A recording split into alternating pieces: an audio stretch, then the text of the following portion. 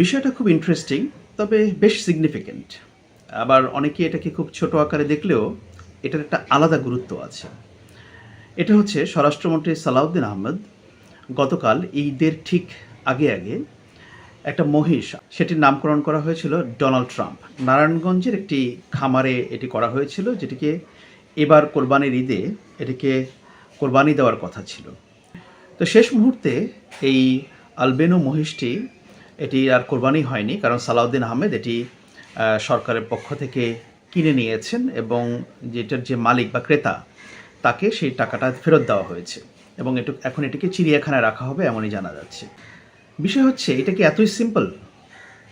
না, ব্যাপারটা এত সিম্পল না। কেন এত সিম্পল না? স্বরাষ্ট্রমন্ত্রী যদিও বলছেন যে এটা একটা বিরল প্রজাতির মহিষ এবং সেজন্য সরকার এটাকে সংরক্ষণ করবে। উনি আরেকটা যুক্তি দিয়েছেন, যেহেতু এটাকে নিয়ে অনেক কথাবার্তা হচ্ছে, সুতরাং ঈদের দিন এটাকে নির্ভর করে বা ঈদের দিন এটাকে কেন্দ্র করে উৎসুক মানুষের ভিড় হতে পারে এবং একটা বিশৃঙ্খলা হতে পারে, সেই জন্য এটা করা হয়েছে। এই দুটোর কোনোটাই হয়তো তেমনভাবে সত্যি না। আর মানুষের বিশৃঙ্খলা হতে পারে এইটা যদি আমি কিছুটা ধরেও নেই, এটা তো হয়তো উৎসুক মানুষ থাকতো, সেখানে আর বিশৃঙ্খলা কেন হবে বা কিভাবে হবে এটা বোঝা খুব মুশকিল। আমার মনে হয় এটার পেছনে ডিপ্লোমেসি এবং রাজনীতিও আছে। কিসের রাজনীতি এবং কিসের ডিপ্লোমেসি? দেখুন, সরকার যখন এই মহিষটিকে কিনে নিল, আলবেনো মহিষটিকে, তখন আবার পৃথিবীর বিভিন্ন দেশের গণমাধ্যমে একটা পজিটিভ নিউজ হলো।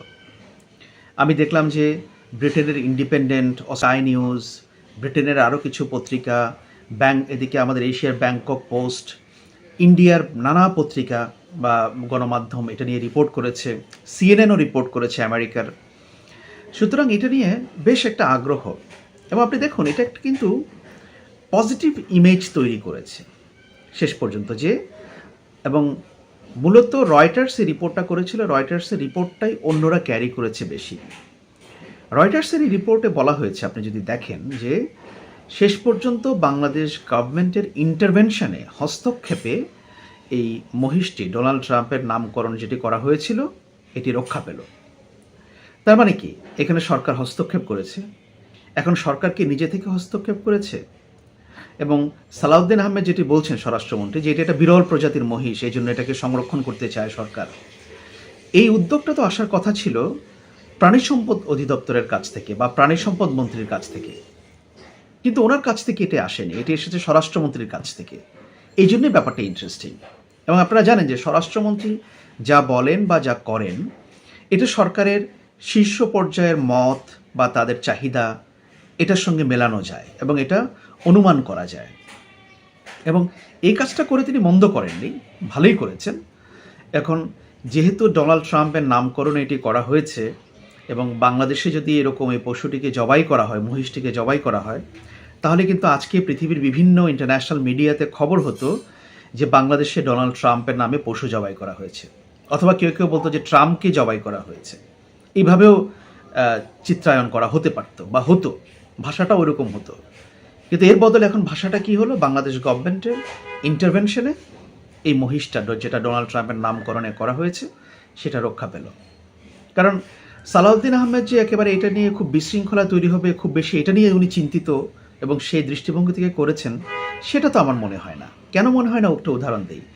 এই যে কোরবানির হাটকে কেন্দ্র করে মেট্রো রেলের নিচে পর্যন্ত কোরবানির হাট বসানো হয়েছে, বিভিন্ন জায়গায় চাঁদাবাজি করা হয়েছে, তো এগুলোতেও মানে শৃঙ্খলা রাখার দায়িত্ব ছিল স্বরাষ্ট্র মন্ত্রণালয়ের বা পুলিশের। তো সেইখানে তো স্বরাষ্ট্রমন্ত্রী এত তৎপর হননি। তাহলে এই মহিষটিকে রক্ষা করার জন্য কেন এত তৎপর হলো?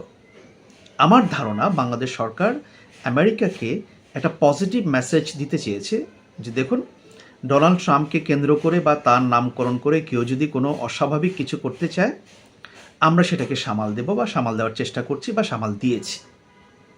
ব্যাপারটা এটাই হয়েছে বলে আমার ধারণা।